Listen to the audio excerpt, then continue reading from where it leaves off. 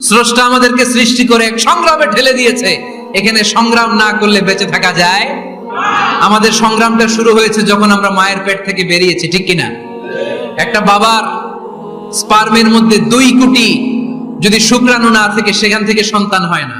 তার মানে এই 2 কোটি শুক্রাণুর মধ্য থেকে আপনি একজন সফল মানুষ, যিনি বাকি 2 কোটির মধ্য থেকে সব শুক্রাণুগুলোকে হারিয়ে আপনি সফল হতে পেরেছেন। আপনাকে সংগ্রাম করে আসতে হয়েছে।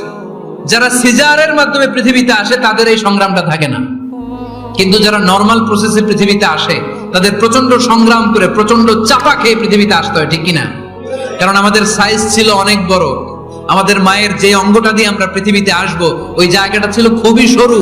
আমাকে সংগ্রাম করে, আমাকে যুদ্ধ করে, আমার নিজের অস্তিত্বের প্রমাণ দিয়ে চিৎকার মেরে এই পৃথিবীতে আসতে হয়েছে। চিল্লায় বলো ঠিক কিনা? এজন্য এই পৃথিবীর বুকে আমরা যতদিন থাকবো সংগ্রাম করে বাঁচতে হবে, ঠিক কিনা?